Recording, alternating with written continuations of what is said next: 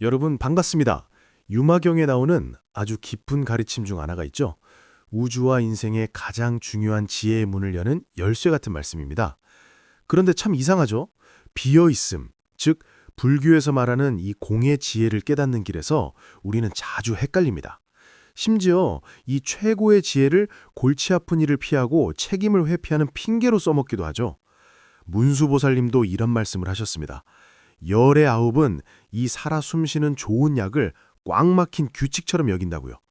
그렇다면 비어있음이라는 것은 모든 생각이 꺼져버린 적막한 상태일까요? 아니면 생명력이 넘쳐나는 샘물일까요?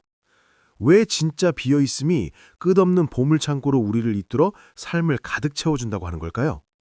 오늘 저와 함께 문수보살님의 가르침을 따라 이 안개를 걷어내고 우리가 놓치고 있던 그 신비로운 지혜를 찾아보시죠. 삶 속에서 부처님의 가르침을 생생하게 활용하는 방법에 관심 있으시다면 좋아요와 구독 꾹 눌러주시고 소중한 분들께도 널리 알려주세요. 자, 그럼 마음을 깨우는 탐험을 시작해볼까요? 옛날 옛적 우리 한국의 어느 옛나라에 정말 기가 막히게 똑똑한 왕자가 하나 있었습니다. 어릴 때부터 신동 소리를 들었죠. 이 아이는 뛰어노는 것도 별로 안 좋아하고 그저 두꺼운 책들을 품에 안고 파고드는 것만 좋아했어요. 10살 남짓의 나라 안에 훌륭한 학자들이 쓴 책을 다 읽어버리더니 15, 16살쯤 되니까 불교의 경전들을 파고들기 시작했습니다.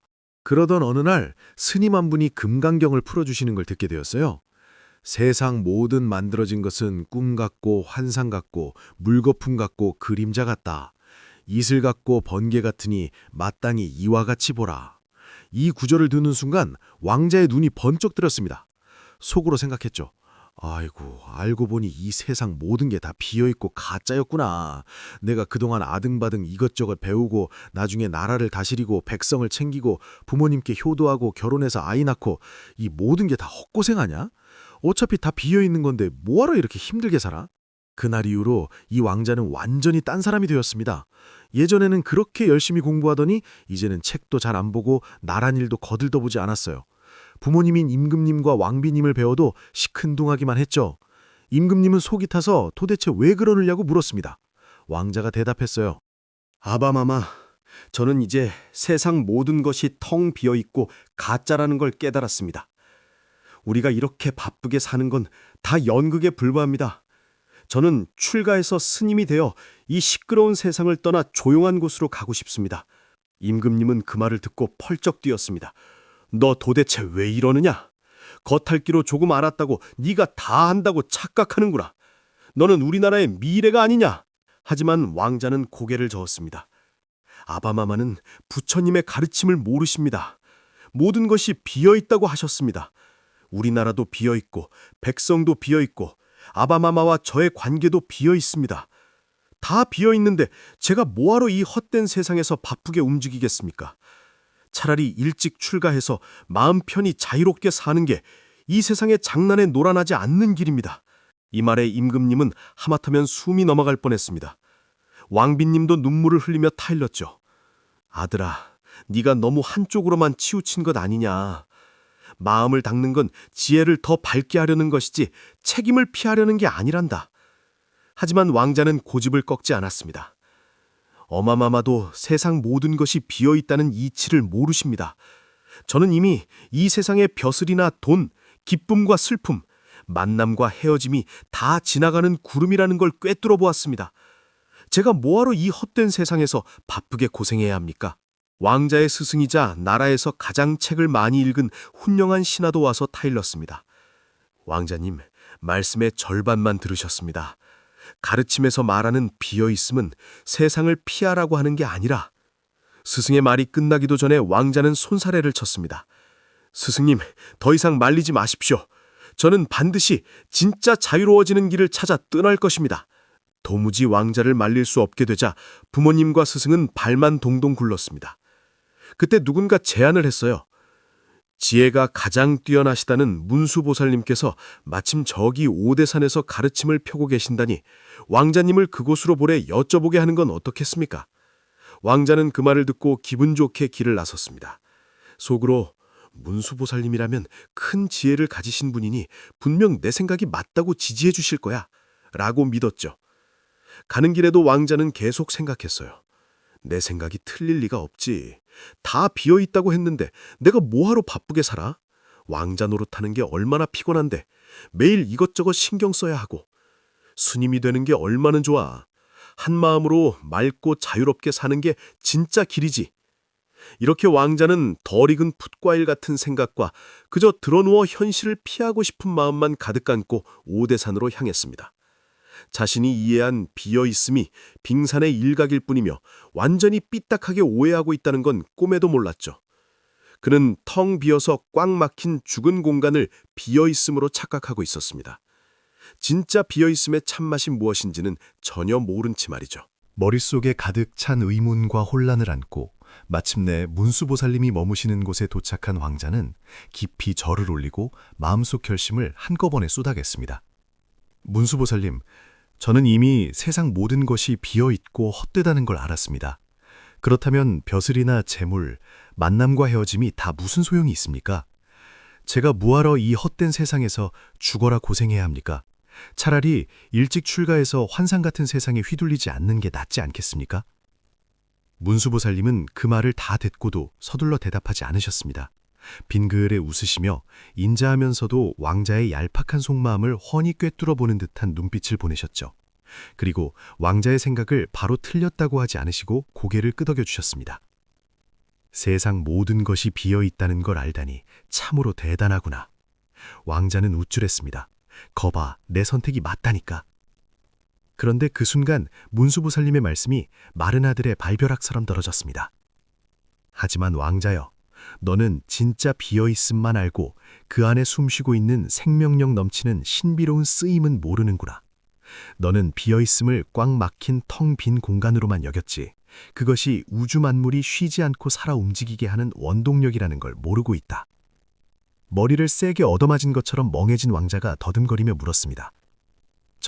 저는 이해가 가지 않습니다.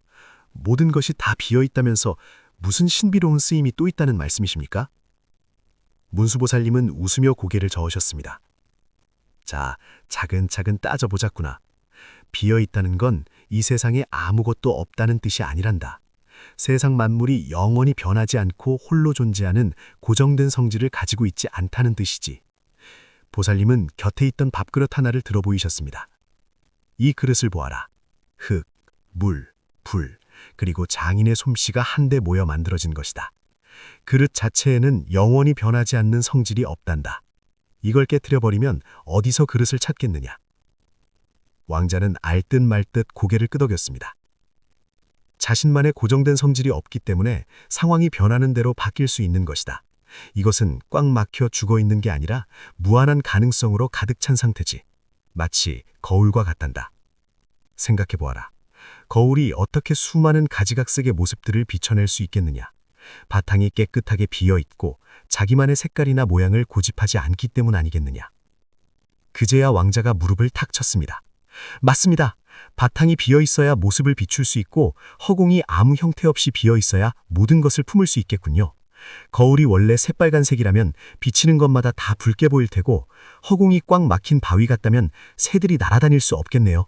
바로 그거다. 왕자의 눈이 반짝였습니다. 그러니까 비어있기 때문에 모든 걸 품고 만들어낼 수 있는 거군요. 이건 죽어있는 게 아니라 무한한 가능성이네요. 흔히 말하는 나를 비워야 더 큰 나를 담을 수 있다는 말과 같은 이치 같습니다. 문수보살님은 계속해서 깨달음을 이끌어 주셨습니다. 그렇다면 모든 것이 본래 비어있는데 도대체 어떻게 우리 눈앞에 나타나는 것일까? 정답은 바로 조건과 인연이 모여서란다. 저 산과 강, 별부터 너와 나의 기쁨과 슬픔, 사람들의 복잡한 관계만까지 모든 것은 수많은 조건이 어우러져 생겨난 거야. 조건이 바뀌면 나타나는 모습도 바뀌지. 이 꽃송이를 보아라. 꽃이 피려면 씨앗, 햇빛, 물, 흙, 공기 중 어느 것 하나 빠져서는 안 된단다. 꽃이 비록 영원한 고정된 성질 없이 텅 비어있다 해도 이렇게 우리 눈앞에 활짝 피어나 향기를 뿜어내고 있지 않느냐. 이것이 바로 신비로운 쓰임이다. 본질은 비어있으나 조건에 따라 나타나는 그 역할과 쓰임새는 조금도 가짜가 아니란다. 왕자는 마침내 크게 깨달았습니다. 아하, 비어있다는 건 현상을 없다고 부정하는 게 아니라 그것들의 진짜 바탕과 뼈대를 꿰뚫어 보는 거였구나. 참으로 똑똑하구나. 문수보살님이 칭찬하셨습니다. 네 눈앞의 세상, 너의 나라, 부모님은 모두 조건에 따라 나타난 것들이다. 고정된 실체는 없지만 그 순간만큼은 분명히 겪어야 할 역할이 있지.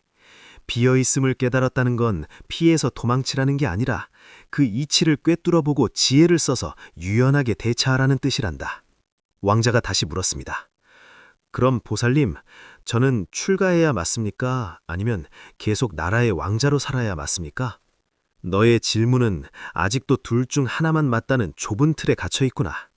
진짜 해방은 도망치는 데 있는 게 아니라 마음을 바꾸는 데 있는 거란다.